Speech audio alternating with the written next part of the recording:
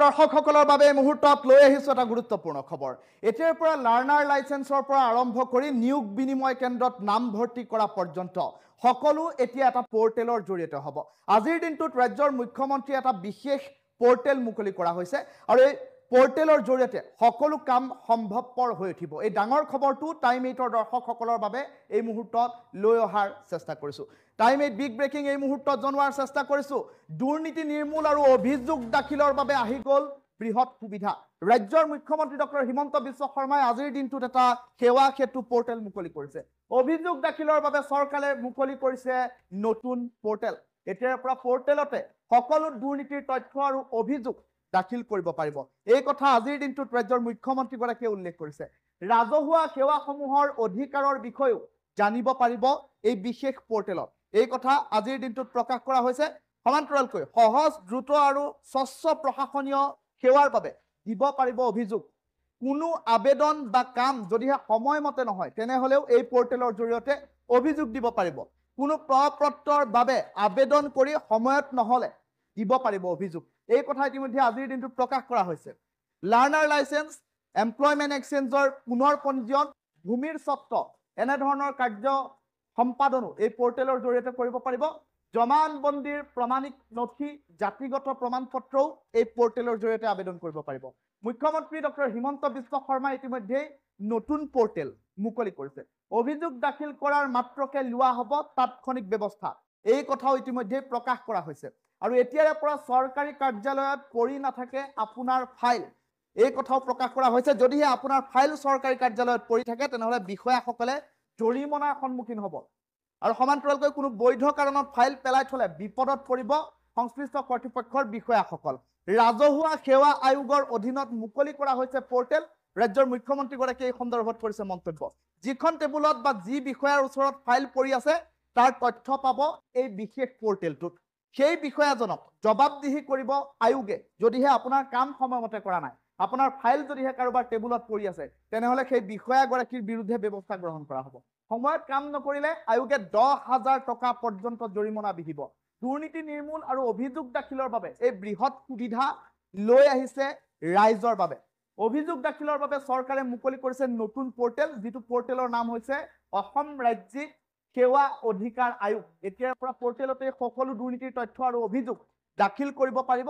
ৰাজহুৱা সেৱাসমূহৰ অধিকাৰৰ বিষয়েও জানিব পাৰিব এই বিশেষ পোৰ্টেলটোৰ জৰিয়তে। আৰু সমান্তৰালকৈ সহজ দ্ৰুত আৰু স্বচ্ছ প্ৰশাসনীয় সেৱাৰ বাবে দিব পাৰিব অভিযোগ। এই কথাও সুস্পষ্টকৈ উল্লেখ কৰা হৈছে। আৰু কোনো আবেদন বা কাম সময়মতে নহলে অভিযোগ দাখিল কৰিব পাৰিব। এই কথাও সুস্পষ্টকৈ উল্লেখ কৰা হৈছে। কোনো প্ৰপত্ৰৰ বাবে আবেদন কৰি সময়ত যদিহে হোৱা নাই তেনেহলে সেই সন্দৰ্ভতো অভিযোগ দাখিল কৰিব পাৰিব। আৰু সমান্তৰালকৈ লাৰ্নাৰ লাইসেন্স, এমপ্লয়মেণ্ট এক্সচেঞ্জৰ পুনৰ পঞ্জীয়ন, ভূমিৰ চৰ্ত আদিহে যদি বন্দী হৈ আছে, আবদ্ধ হৈ আছে, কাম হোৱা নাই তেনেহলে আপুনি পোনপটীয়াকৈ দিয়ক অভিযোগ।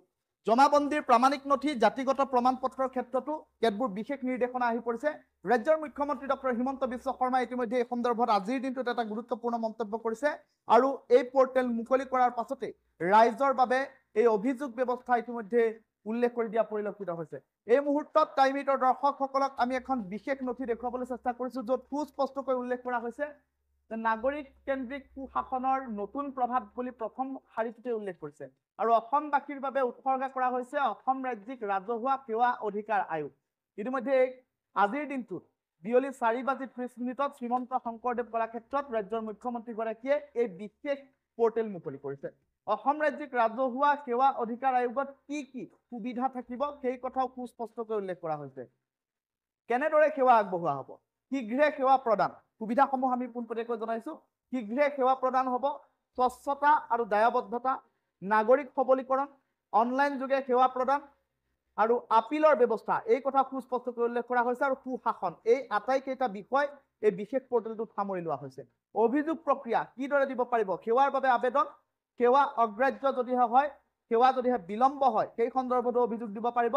পৰৱৰ্তী পৰ্যায়লৈ আবেদন অগ্ৰসৰ কৰা হ'ব আৰু সেৱা প্ৰদান সম্পন্ন কৰা হ'ব এই পোৰ্টেলৰ জৰিয়তে, এই সুবিধাৰ জৰিয়তে। পঞ্জীয়ন আৰু স্বীকৃতি, নিৰ্ধাৰিত সময়সীমাৰ ভিতৰত সেৱা লাভ নকৰিলে অভিযোগ পঞ্জীয়নৰ সুবিধা দিয়া হ'ব।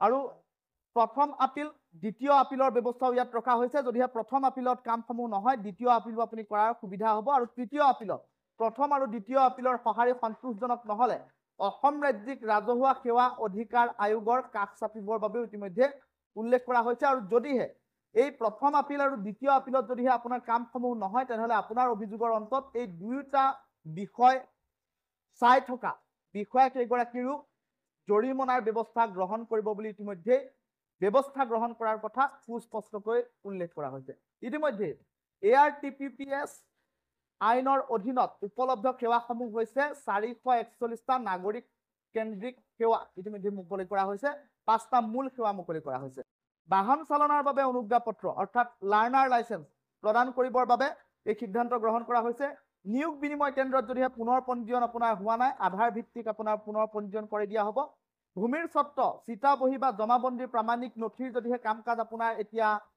কাৰ্যালয়তে পৰি আছে তেনেহলে এই কামসমূহ সোনকালে হৈ পৰিব জাতিগত প্ৰমাণপত্ৰ যদিহে আপুনি উলিয়াব পৰা নাই আয়ৰ প্ৰমাণপত্ৰ যদিহে আপুনি উলিয়াব পৰা নাই এনেসমূহ অধিকাৰৰ পৰা আপুনি যদি বঞ্চিত হৈ আছে তেনেহলে শীঘ্ৰেই আপুনি এই পোৰ্টেলৰ সৈতে যোগাযোগ কৰক যদিহে সময়মতে আপোনাৰ কামসমূহ নহয় তেনেহলে আপুনি দিব পাৰিব অভিযোগ আজিৰ দিনটোত এই পোৰ্টেল ইতিমধ্যে মুকলি কৰা হৈছে ৰাজ্যৰ মুখ্যমন্ত্ৰী ডক্টৰ হিমন্ত বিশ্ব শৰ্মাই অসম ৰাজ্যিক সেৱা অধিকাৰ আয়োগ এই পোৰ্টেল শুভ উদ্বোধন কৰি আজিৰ দিনটোত কেতবোৰ গুৰুত্বপূৰ্ণ মন্তব্য কৰা পৰিলক্ষিত হৈছে এই ডাঙৰ খবৰটো টাইম মিটাৰ দৰ্শকসকলক এই মুহূৰ্তত জনাইছো এতিয়াৰ পৰা পোৰ্টেলত সকলো দুৰ্নীতিৰ তথ্য অভিযোগ দাখিল কৰিব পাৰিব ৰাজ্যৰ মুখ্যমন্ত্ৰী গৰাকীয়ে ইতিমধ্যে আজিৰ দিনটোত এই পোৰ্টেল মুকলি কৰিছে ৰাজহুৱা সেৱাসমূহৰ অধিকাৰৰ বিষয়েও এই পোৰ্টেলত ৰাজ্যবাসীয়ে জানিব পাৰিব সহজ দ্ৰুত আৰু স্বচ্ছ প্ৰশাসনীয় সেৱাৰ বাবে দিব পাৰিব অভিযোগ এই কথা ইতিমধ্যে সুস্পষ্টকৈ প্ৰকাশ কৰা হৈছে কোনো আবেদন বা কাম যদি সময়মতে নহয় তেনেহলে অভিযোগ পোনপটীয়াকৈ দিব পাৰিব